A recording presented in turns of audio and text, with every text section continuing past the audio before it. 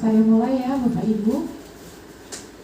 Bismillahirrahmanirrahim. Assalamualaikum warahmatullahi wabarakatuh.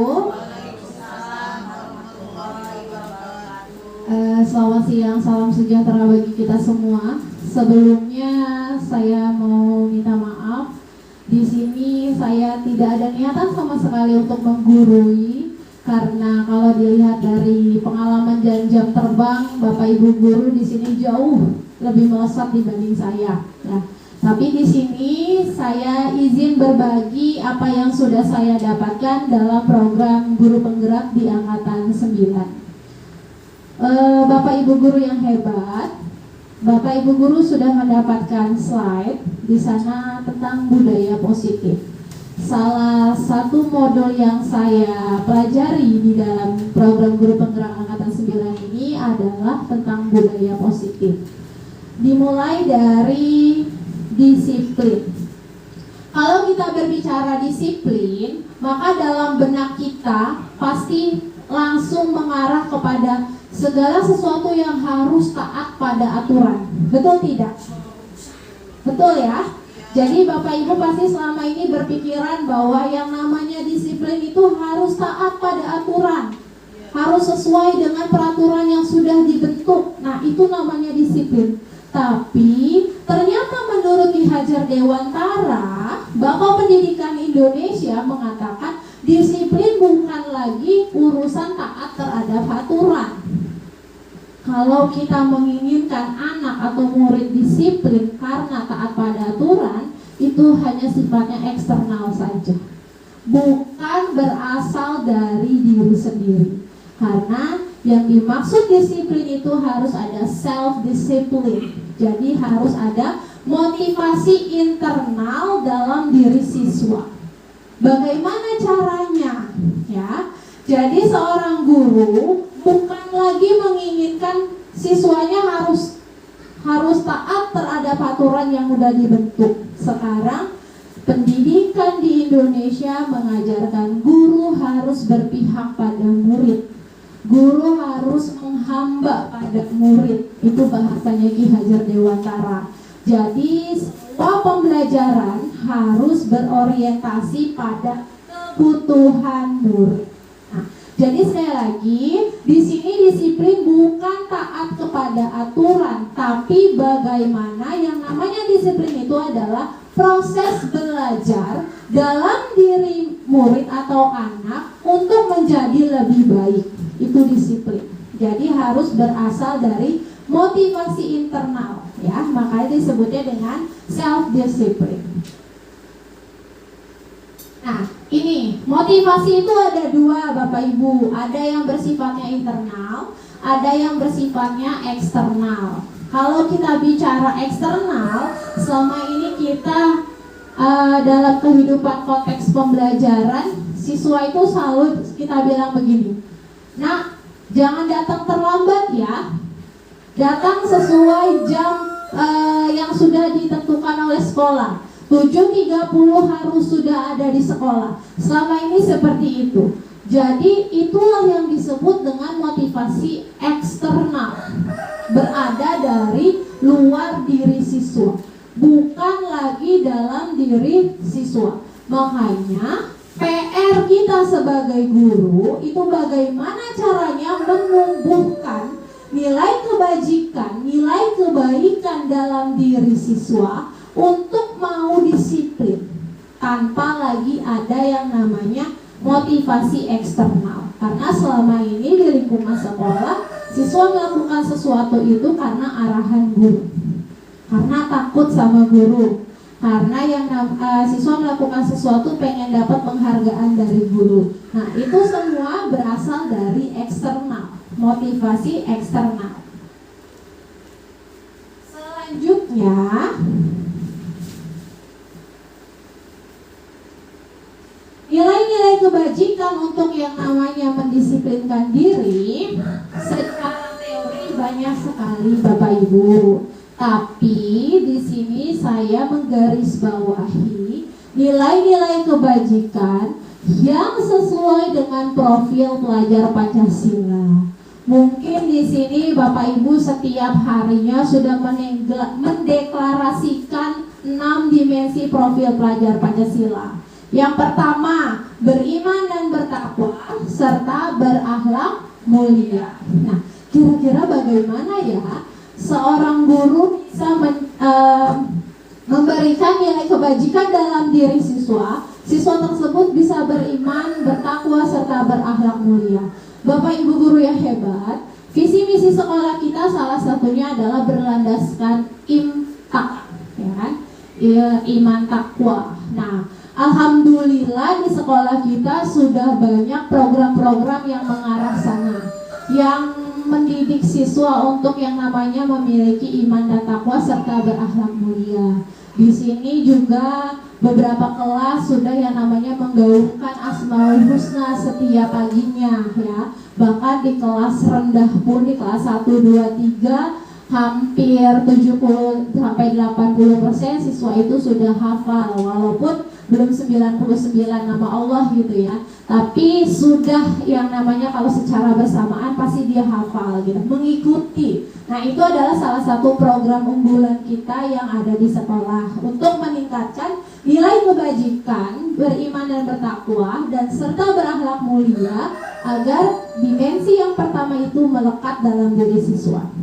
Yang kedua adalah berkebinekaan global. Bapak Ibu guru yang hebat, kalau kita berbicara berkebinekaan global, di sini kita berbicara bagaimana siswa itu ada nilai toleransi.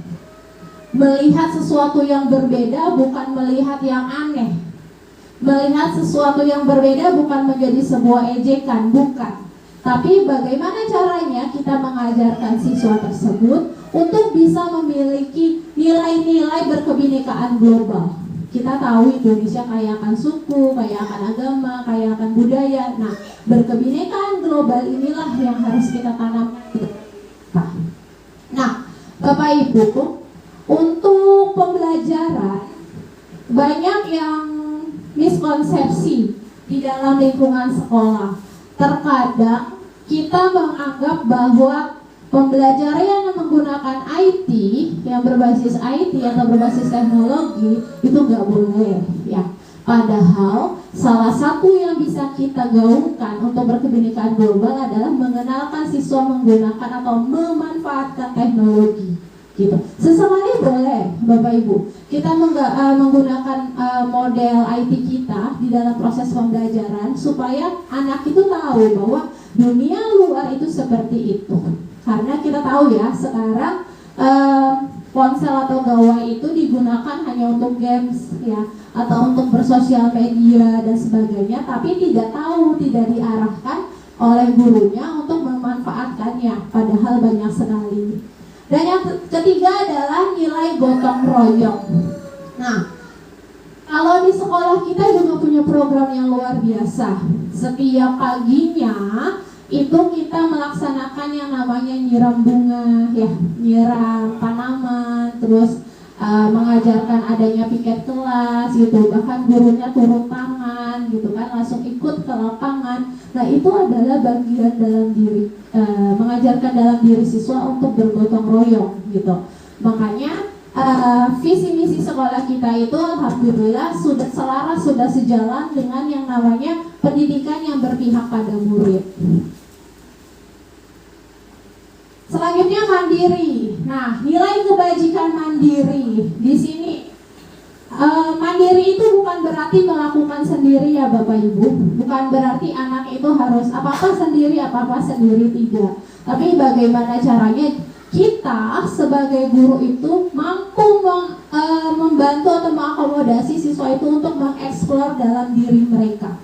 Mereka itu terlahir dengan keunikannya masing-masing gitu. Jadi kita yang namanya seorang guru begini Bapak Ibu, Jangan sesekali mengajar atau melakukan proses pembelajaran dengan satu langkah. Jangan menggunakan dengan satu pisau, gitu. Karena apa? Karena kalau kita seorang guru hanya menggunakan satu pisau atau satu langkah saja dalam proses pembelajaran, itu mengajarkan anak kita tidak mandiri. Guru tidak mengajarkan muridnya untuk mandiri. Kenapa? Berarti tandanya guru tidak mau melihat apa yang ada di dalam diri siswa. Misal gini, satu yang paling gampang sekali. Bapak Ibu sering memberikan tugas kepada anak-anak. Nah, biarkan anak-anak mengerjakan sesuai dengan tujuan pembelajaran, tapi dengan cara mereka. Jangan memberikan hanya satu saja. Buat misalnya gini, buatlah sebuah karangan yang tentang lingkungan sekolah. Karangan itu tidak hanya yang namanya tulis ya, dari mulai A, B, C, D dan sebagainya, bukan. Tapi biarkan dia mengeksplor diri. Mungkin saja karangan yang dia maksud adalah berupa gambar. Karena kan anak-anak masing-masing punya caranya masing-masing ya. Jadi kalau kita hanya menggunakan satu langkah atau satu pisau, maka kita akan menghentikan yang namanya nilai mandiri dalam diri siswa tersebut. Nah, yang terakhir adalah nilai-nilai kebajikan yang sesuai dengan dimensi profil pelajar Pancasila adalah bernalar kritis. Nah, Bapak Ibu, kalau kemarin-kemarin kita sudah mengenal yang namanya HOTS, ya, High Order Thinking Skill, ya, atau LOTS. Kalau LOTS itu kan yang Low Order Thinking Skill. Nah, kadang guru itu menganggap yang namanya bernalar kritis itu yang bacaannya banyak. Itu salah. Kita ketika menganalisis atau mengidentifikasi sebuah norma nih, kita memberikan gambar orang yang ditilang oleh polisi. Nah, itu sudah bagian dari bernalar kritis. Kenapa? Bukan hanya sekedar bacaannya segambreng, hanya dari atas sampai bawah banyak sampai beratus-ratus suku kata, bukan. Tapi melainkan bagaimana anak itu melihat apa ya hubungan norma dengan orang yang ditilang tidak pakai helm atau tidak bawa SIM. Itu adalah bagian dari bernalar kritis. Nah, nilai kebajikan yang sesuai dengan profil pelajar Pancasila itulah yang harus ditanamkan agar yang namanya Merdeka Belajar di tahun 2023 ini dapat kita lakukan, ya, dapat kita gaungkan bersama-sama. Karena kalau kita bicara nilai kebajikan yang lain banyak sekali, tapi 6 profil pelajar Pancasila ini menurut saya sudah yang namanya merangkul semua. Tanggung jawab ada, lalu jujur juga ada, lalu yang namanya disiplin juga masuk. Nah, 6 nilai kebajikan dalam profil pelajar Pancasila ini sudah merangkul yang namanya nilai-nilai kebajikan yang lainnya. Nah, selanjutnya Bapak Ibu, kita berbicara tentang 3 motivasi perilaku manusia. Di sini yang paling rendah ada 3 motivasi. Yang paling rendah adalah motivasi untuk menghindari ketidaknyamanan atau hukuman. Bapak Ibu, kalau di kelas siswa itu kalau tidak mengerjakan tugas pasti yang paling ditakuti adalah hukuman. Ya, pasti kalau ada nggak ngerjain PR adalah nggak usah sekolah karena takut dan sebagainya. Nah, itu semua adalah motivasi paling rendah, yaitu takut terhadap hukuman. Yang kedua adalah siswa ingin diberikan pujian. Itu motivasi yang kedua. Siswa ingin diberikan pujian. Saya mau maju biar dapat penghargaan. Saya mau mengerjakan biar yang dipuji sama bu guru atau pak gurunya, gitu.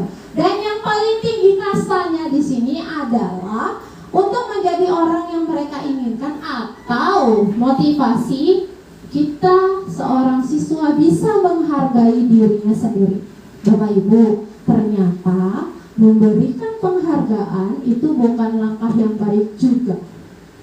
Nilainya sama dengan memberikan hukuman dalam konteks pembelajaran ini. Jadi memberikan penghargaan dan memberikan hukuman itu sama nilainya, ya. Tapi di sini bukan berarti hukuman dan penghargaan itu tapi meminimalkan. Kenapa? Kalau kita sekadar hanya memberikan hukuman atau penghargaan, maka motivasi yang ketiga yang kastanya paling tertinggi itu tidak akan pernah bisa muncul dalam diri siswa, yaitu menghargai diri sendiri. Dia bisa karena menghargai diri sendiri. Jadi selama ini kita kadang miskonsepsi, udahlah kita kasih penghargaan aja kepada siswa bagian setiap pembelajaran kalau yang mau maju atau berikan tepuk tangan dan sebagainya. Ternyata itu akan mengajarkan siswa untuk yang namanya tidak menghargai dirinya sendiri gitu. Nah, selama ini kita berpikiran seperti itu ya, kalau misalnya memberikan penghargaan adalah hal yang baik, tapi ternyata nilainya sama mereka. Tentang hukuman dan penghargaan itu sama gitu. Sama-sama tidak mengajarkan motivasi untuk menghargai diri sendiri yang terdapat di dalam siswa. Selanjutnya ada 3 yang sering kita dengar. Yang pertama adalah hukuman, yang kedua adalah konsekuensi, dan yang terakhir adalah restitusi. Mungkin saya pribadi restitusi itu masih tabu, masih hal yang hal baru bagi saya gitu. Tapi di sini di modul 1.4 restitusi ini adalah kunci utama di dalam budaya positif. Kalau kita berbicara hukuman Bapak Ibu, di sana adalah hukuman itu bersifatnya hanya satu arah, hanya dari guru. Contoh gini, ketika anak terlambat nih, lalu dihukum lari di lapangan, nah itu namanya hukuman. Jadi langsung satu arah dari gurunya. Atau anak tidak membawa tugasnya, langsung dihukum keluar dari kelas, itu satu arah, hanya dari gurunya saja. Jadi murid tidak dikasih andil, tidak dikasih bagian untuk yang namanya memutuskan, itu namanya hukuman.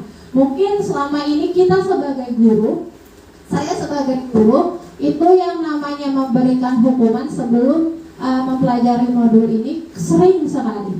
Bersifatnya hanya satu arah tanpa memberikan kesempatan kepada siswa untuk ambil peran dalam memutuskan sesuatu, itu namanya hukuman.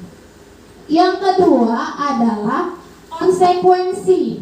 Kalau konsekuensi ini sudah terencana, jadi sudah ada 2 arah, ada hubungan guru dengan ada siswa. Misal gini, anak-anak, kalau misalnya kamu tidak mengerjakan tugas, kamu akan istirahat di dalam kelas, tidak boleh keluar, atau waktu jam tambahan 15 menit lebih lama dibanding teman-teman kalian.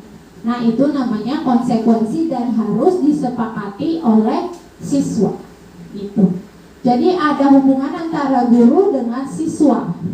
Kalau hukuman tadi satu arah, kalau konsekuensi ini sudah 2 arah, siswa diberikan yang namanya kesepakatan untuk yang memutuskan gitu. Tapi masih yang namanya peran terbesarnya dipegang guru. Jadi guru masih memberikan peran penting nih kalau di konsekuensi. Dan yang ketiga adalah restitusi. Nah, kalau restitusi ini adalah memberikan kesempatan siswa untuk yang namanya mengambil peran dalam memutuskan sesuatu. Bapak Ibu, kalau kita berbicara peran, terkadang kita mengabaikan apa yang dikatakan siswa, karena kita merasa guru adalah yang paling benar itu. Tapi restitusi ini mengajarkan kita sebagai guru memberikan ruang kepada siswa untuk yang namanya mengajarkan diri mengambil keputusan. Jadi apa yang dilakukan di dalam restitusi nanti kita lanjut di dalam keyakinan kelas. Kalau di dalam restitusi, misal gini, anak-anak, kalau misalnya kalian tidak mengerjakan tugas, apa yang akan kalian lakukan? Apa yang akan kalian terima? Nah, itu kita lemparkan kepada anak, biar anak yang memberikan solusi kepada masalah itu. Jadi kita tidak langsung yang namanya, kalau tidak mengerjakan tugas, kamu keluar dari kelas. Tidak. Tapi kita tawarkan kepada mereka, bagaimana mereka menyelesaikan solusi tersebut. Gitu. Jadi, ketika nanti mereka melanggar, kita bisa balikin kembali. Ini tidak sesuai dengan keyakinan kelas yang sudah kita buat ya. Nah, itu namanya restitusi. Jadi memberikan kesempatan ruang atau yang namanya kesempatan ruang kepada siswa agar yang namanya siswa bisa menjadi lebih baik lagi.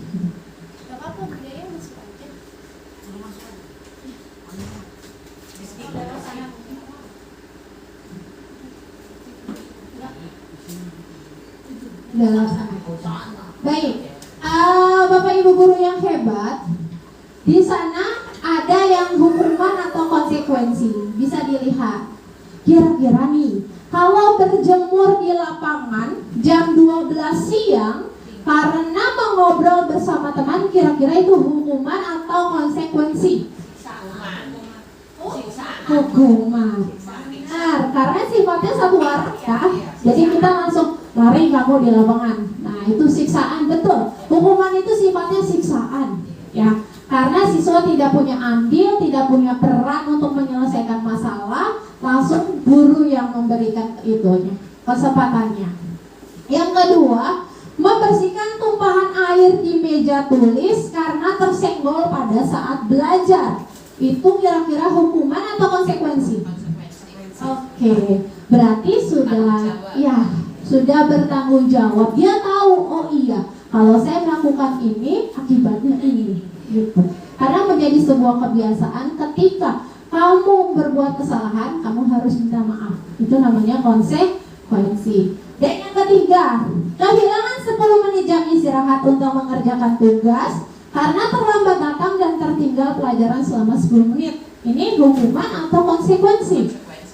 Oke, betul sekali, konsekuensi. Karena tahu ya, sebelumnya sudah ada kesepakatan di belakangnya bahwa kalau misalnya saya telat 10 menit, maka ada jam tambahan 10 menit ke depannya.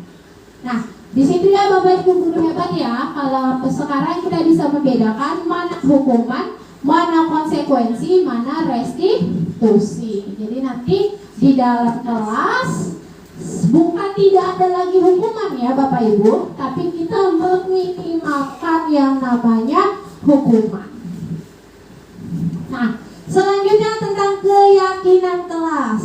Bapak Ibu guru yang hebat, di tahun 2022, tepatnya di 2021 ke 2022, tepatnya dimulai dari yang namanya program guru penggerak itu ada, keyakinan kelas ini digaung-gaungkan harus ada di dalam setiap sekolah. Ya, mungkin selama ini Bapak Ibu guru hebat, saya sudah kok melaksanakan keyakinan kelas. Kira-kira di dalam membuat keyakinan kelas atau kesepakatan kelas, ada tidak yang menuliskan jangan membuang sampah sembarangan? Masih ada yang sering membaca itu?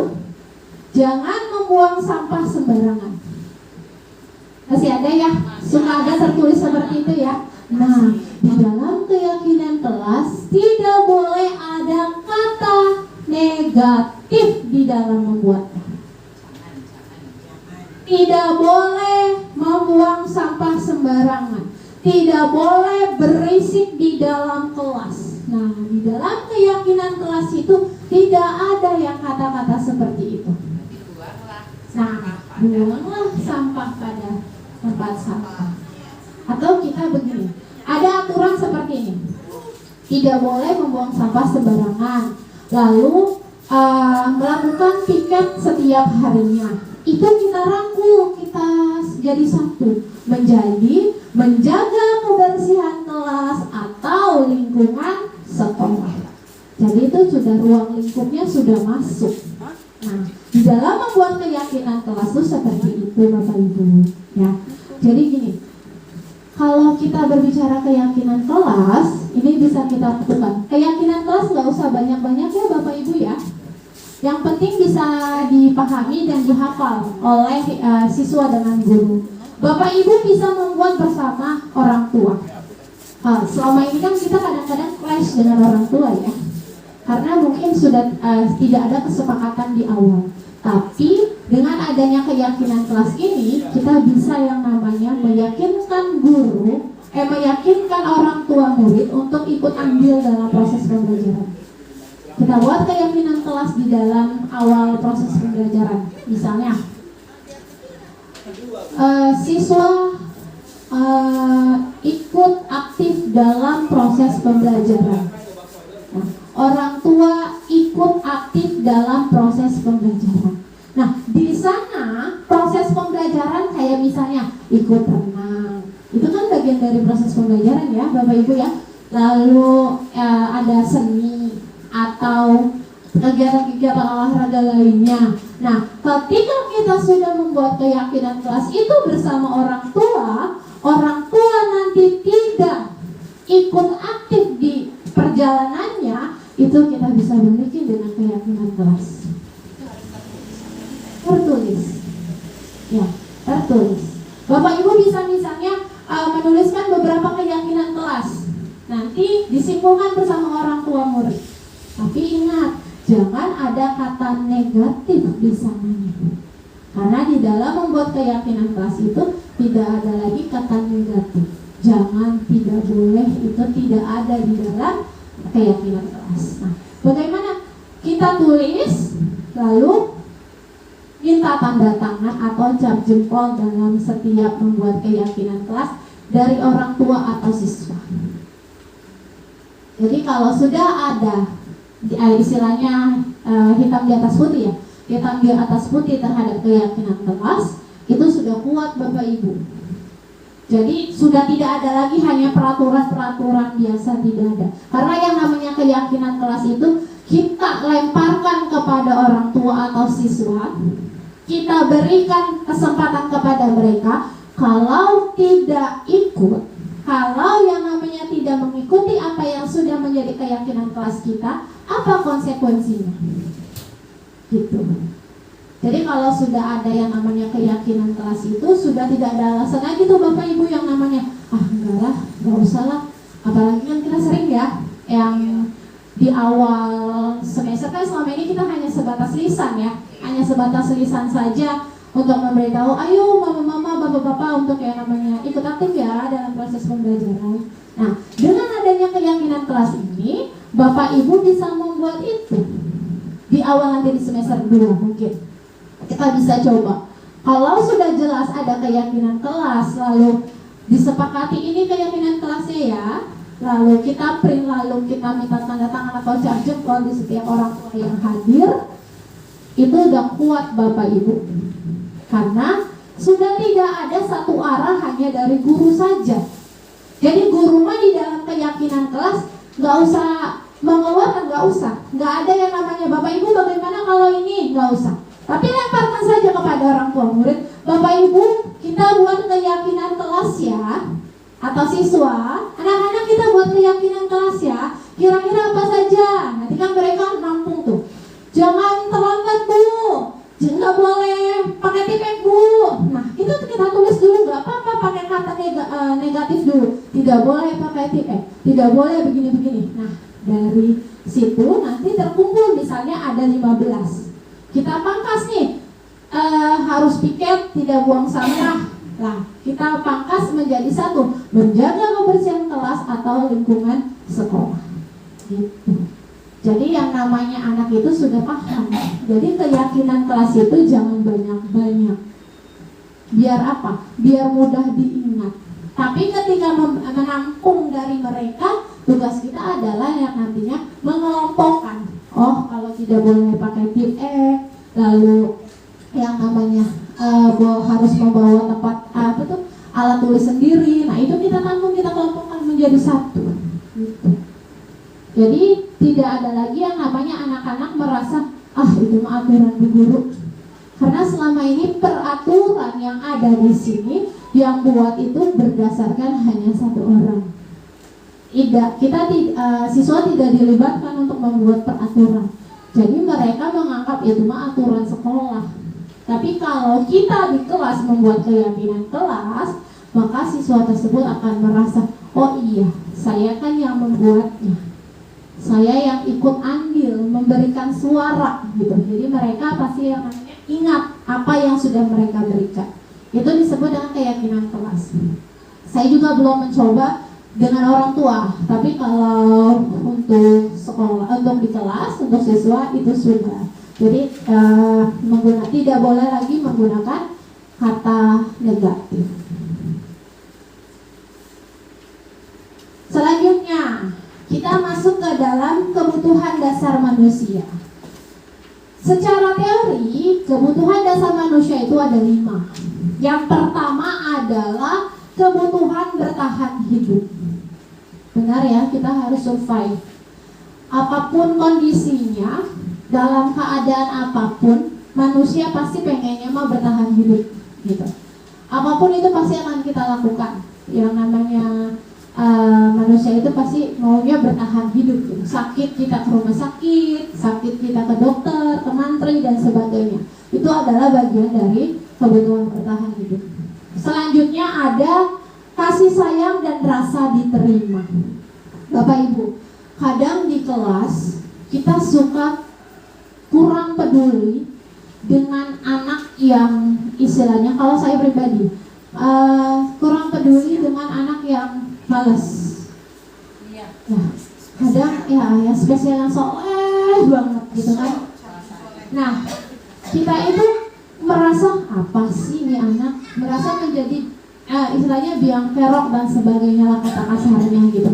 Tapi ternyata kalau kita usut lagi, kebutuhan manusia dia tidak lengkap. Dia bisa bertahan hidup, bisa makan minum lengkap, tapi ternyata ada yang minus. Nah, dia nggak punya kasih sayang dan tidak ada rasa diterima.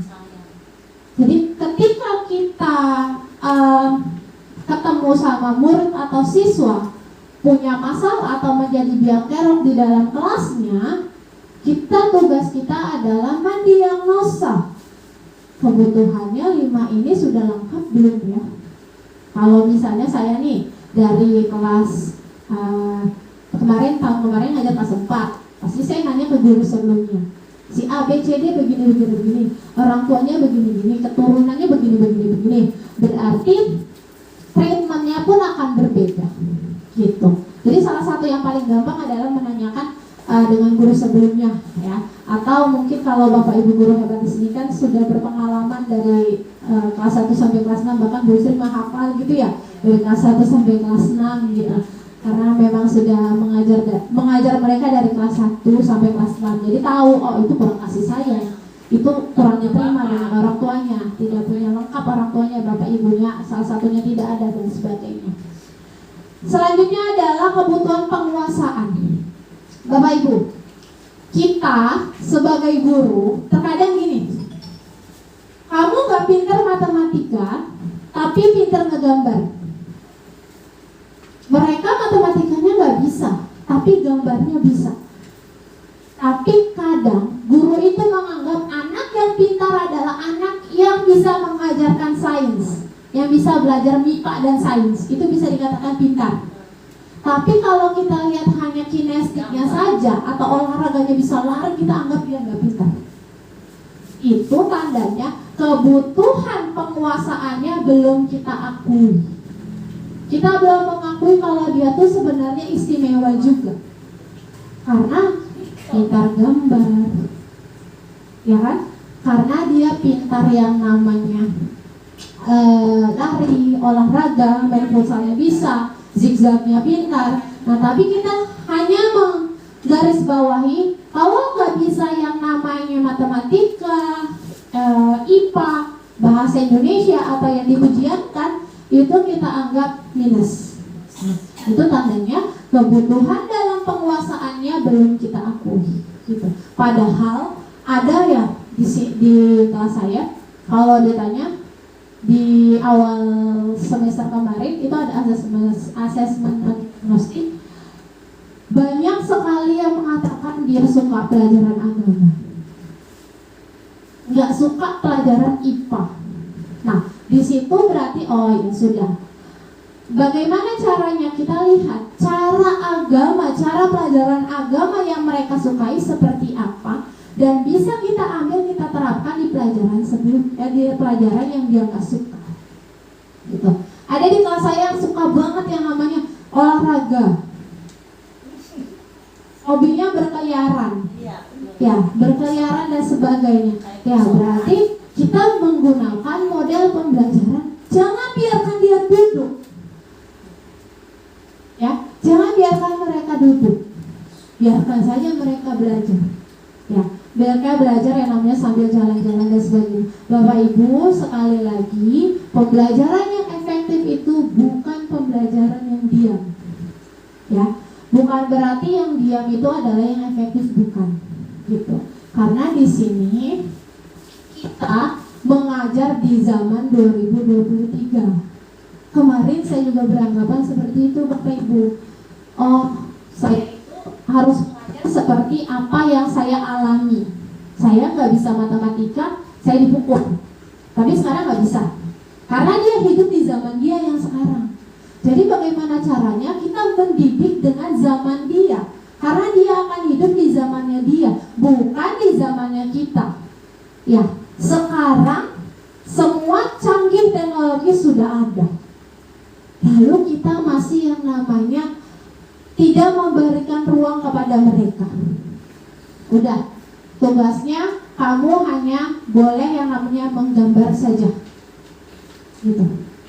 Tapi nggak tahu sebenarnya dia tuh pintar, gambar yang lain menggunakan media-media yang lain tuh pintar. Jadi ya itu kita garis bawahi bahwa jangan sesekali mengajarkan pembelajaran sesuai dengan zaman kita. Karena kita hidup di zaman kita, mereka hidup di zaman mereka. Gitu. Ya, selanjutnya adalah kebutuhan dasar manusia kebebasan. Bapak Ibu, seorang siswa terkadang kita sebut saja ya, salah satu murid kelas 5 itu namanya Randy. Dia itu datang kalau pelajaran PJOK. Ya. Setiap PJOK itu disandingkan dengan pelajaran matematika. Gak ngerjain sama sekali. Dia dengan jujurnya dia mengatakan, kenapa hari ini kamu sekolah, kemarin tidak? Hari ini ada pelajaran PJOK, Bu. Nah, berarti kata saya, nih anak pantesan seminggu bisa dihitung hanya 1 kali sekolah. Saya semester ini udah saya garis bawahi nih anak datang kalau PJOK atau kalau misalnya ada kegiatan pramuka. Siang datang, paginya nggak sekolah. Itu. Bahkan kemarin pas ANBK saja nggak ada, lagi main layang-layang, itu dijemput sama temennya. Karena dia sukanya ternyata yang gerak. Makanya kata saya, oh dia nggak bisa. Nah anak itu kan ditambah lagi keturunannya ya. Kalau kita lihat kan lingkungan rumahnya seperti itu, adik kakaknya seperti itu gitu kan. Nah kita saya sebagai guru nggak bisa memaksakan yang namanya ya udah kamu ngerjain, kalau nggak ngerjain cukup, nggak bisa sekarang seperti itu. Percuma, karena bubble misalnya masuk sini keluar sini gitu, masuk kuping kanan keluar kuping kiri gitu kan. Oh ya sudah, kalau kamu mau sukanya PJOK, tadi saya melakukan bahwa perkaliannya kamu setiap menjawab nomor 1 sampai nomor 5, cari jawabannya di temannya. Nomor 1 sama kelompok A, nomor 2 ke kelompok B. Jadi tidak saya biarkan dia duduk. Katanya kamu suka PJOK, berarti kan kamu suka lari-lari, tidak banyak bergerak. Silakan kamu keliling, biarkan. Bu, bagaimana dengan perasaan teman yang lainnya? Makanya di awal kita sebagai guru itu melakukan yang namanya asesmen dan diagnostik. Nanti kita berikan kesimpulan kepada mereka. Nah, kelompok ini sukanya visual ya, kelompok ini sukanya auditory ya, kelompok ini sukanya kinestik ya.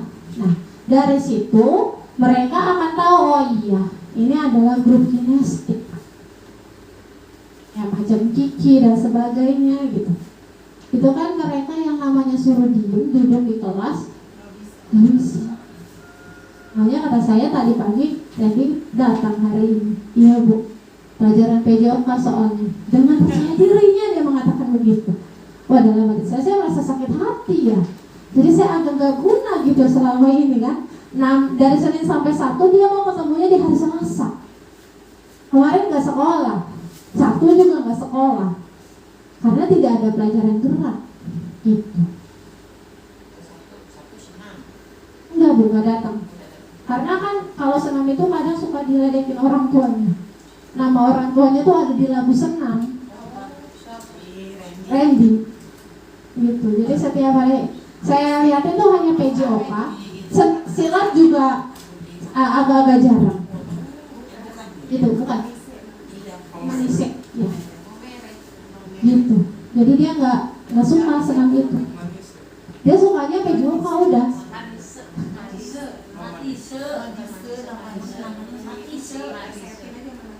Makanya sekarang itu saya tahu, oh berarti cara saya mengajar dia itu nggak bisa yang namanya sama gitu kan, sama dengan yang namanya siswa-siswa yang lain gitu, karena dia punya kebebasan gitu. Kayak istri juga, istri anak yang luar biasa. Ya, istri itu luar biasa sekali, tapi dia itu ngegambar. Diberikan gambar dia mau bekerja, tapi kalau yang lain enggak. Tapi mukanya sangat manis sekali ya, senyum-senyum gitu kan. Tapi kalau gambar dia mau gitu. Makanya ketika belajar yang lain apa, dia biarkanlah gambar gitu ya. Karena kan memang sekarang kita diminta untuk berpihak pada murid gitu kan.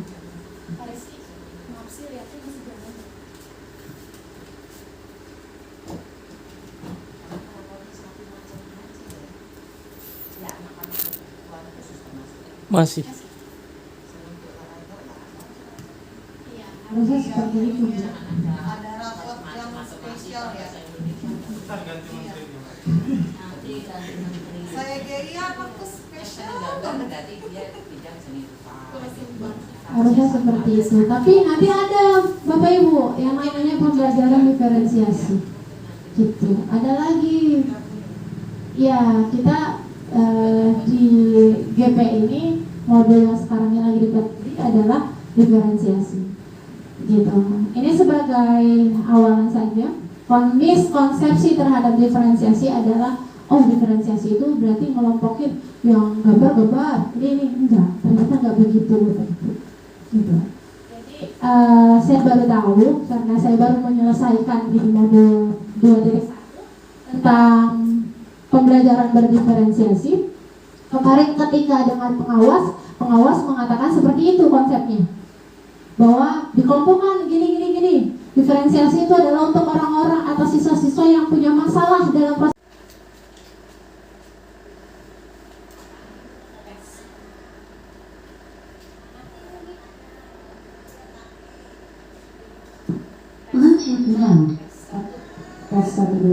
Baik, Bapak Guru Ibu yang hebat, maka kebutuhan dasar manusia tadi adalah kebutuhan bertahan hidup, kasih sayang dan rasa diterima, penguasaan, kebebasan, serta kesenangan. Nah, kelima kebutuhan dasar manusia ini harus terpenuhi di dalam diri peserta didik atau murid. Jadi kita tidak bisa yang namanya mengatakan bahwa siswa ini melakukan kesalahan, tapi kita tidak melihat lima kebutuhan dasar manusia yang pada murid ini sudah terpenuhi atau belum.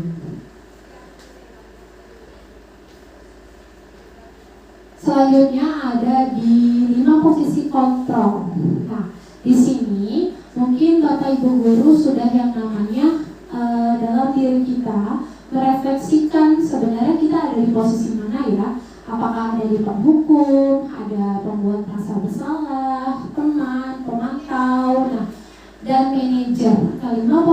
kontrol inilah yang secara alamiah sudah muncul di dalam diri kita.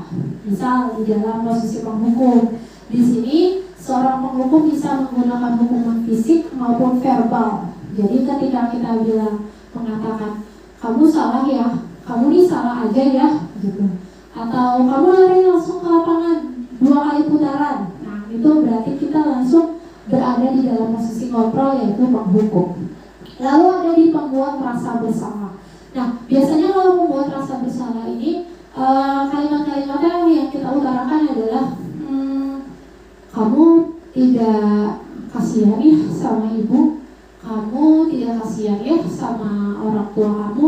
Orang tua kamu sudah kerja keras, tapi kamunya melakukan kesalahan aja di sekolah. Nah itu adalah pembuat merasa bersalah. Di posisi teman, di posisi kontrol teman, di sini guru ini posisinya tidak akan menyakiti murid, namun akan tetap berupaya mengkontrol murid melalui persuasi, jadi melalui ajakan. Misalnya gini, nah kamu lakukan ini demi ibu ya, nanti ibu bantu, gitu. Jadi posisi di sini lebih ke arah teman. Mungkin kalau di guru sekolah dasar tidak terasa posisi teman ini, gitu. Tapi kalau di guru jenjang SMP atau SMA, posisi kontrol teman ini akan lebih terasa karena mereka itu kan karakter terus usianya itu lebih matang dibanding di takaran anak SD. Selanjutnya di posisi pemantau. Nah, di posisi pemantau ini artinya pemantau itu kan mengawasi. Pada saat kita mengawasi, kita bertanggung jawab atas perilaku orang-orang yang kita amati. Posisi pemantau ini berdasarkan pada peraturan-peraturan yang ada. Jadi misalnya kita tanya nih ke siswanya, nah hari ini kamu tidak pakai sepatu hitam ya? Iya. Kenapa nak kamu tidak memakai sepatu hitam? Karena masih basah bu, atau rusak bu. Terus ditanya lagi, kamu sudah berapa kali melakukan kesalahan ini? Nah, kita memantau perkembangan atau kesalahan siswa dengan bentuk pertanyaan-pertanyaan yang sesuai dengan peraturan yang berlaku. Dan yang terakhir di posisi manajer.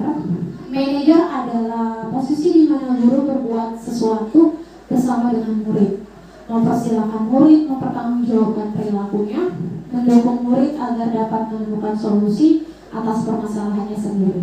Jadi seorang manajer ini telah memiliki keterampilan di posisi tangan maupun pemantau. Jadi ada kedekatan gitu kan di dalam posisi manajer. Dan dengan demikian bisa jadi di waktu-waktu tertentu kembali kepada kedua posisi tersebut bila diperlukan.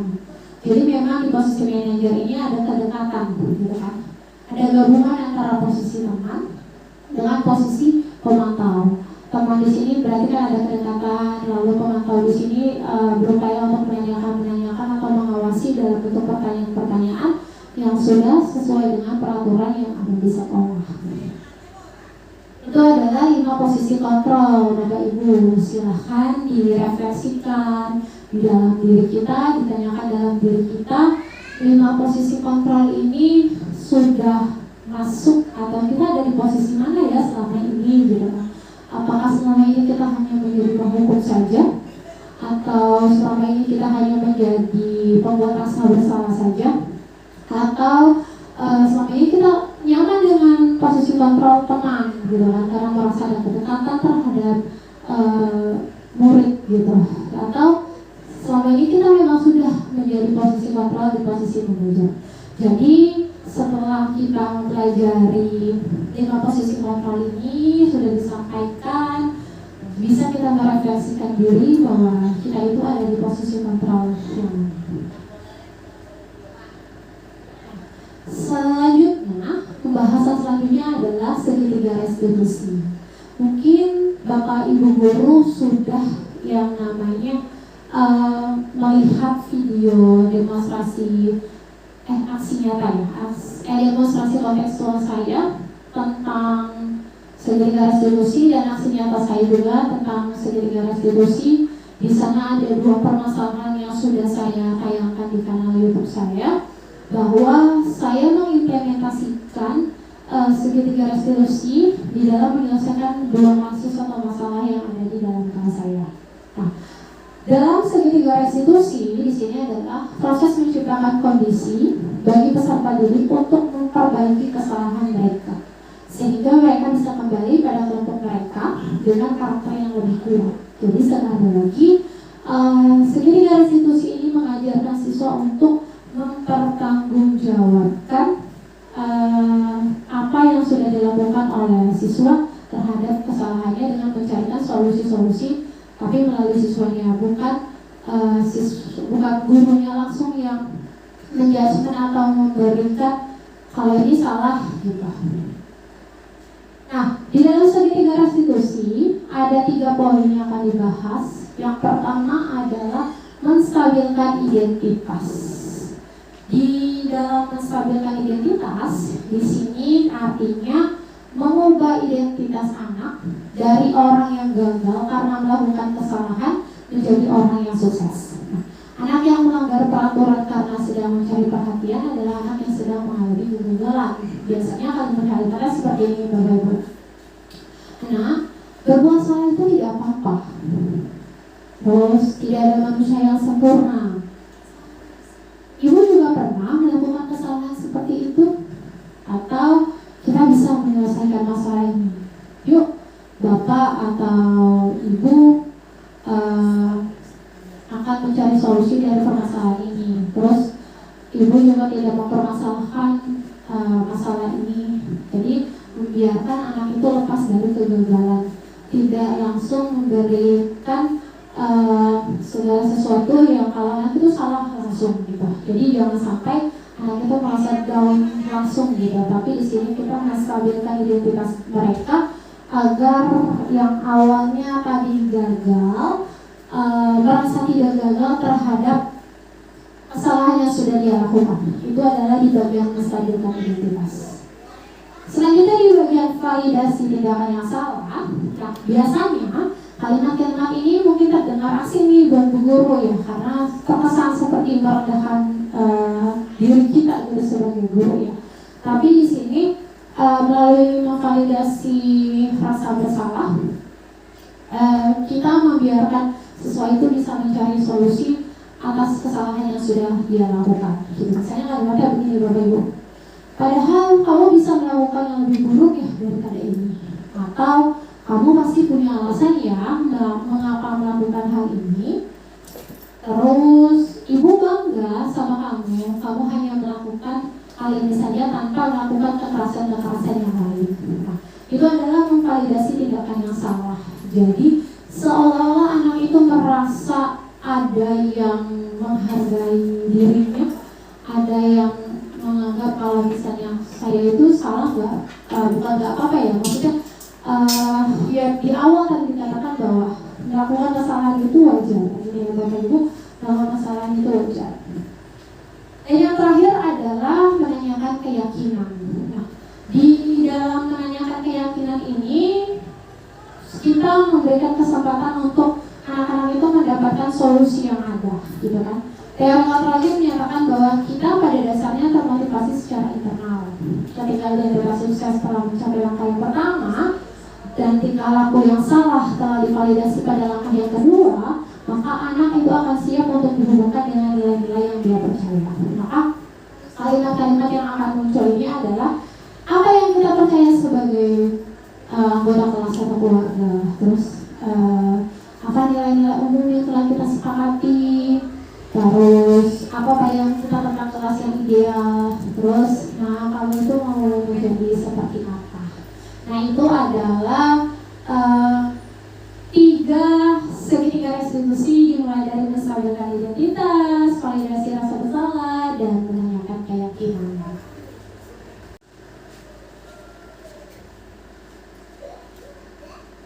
Nah itu adalah 3 segitiga restitusi, langkah-langkah 3 segitiga restitusi yang bisa kita implementasikan, aplikasikan di dalam kelas kita ya Bapak Ibu. Jadi ketika nanti ada masalah atau apa, bukan lagi langsung menghukum anaknya gitu tanpa mencari tahu atau memberikan kesempatan kepada anak untuk mempertanggungjawabkan apa yang sudah mereka lakukan.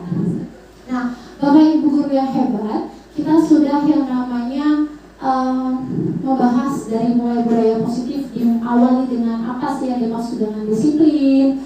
Lalu kita juga sudah membahas yang namanya tadi posisi 5 posisi kontrol. Lalu kita sudah membahas yang namanya perbedaan antara hukuman, lalu konsekuensi, restitusi.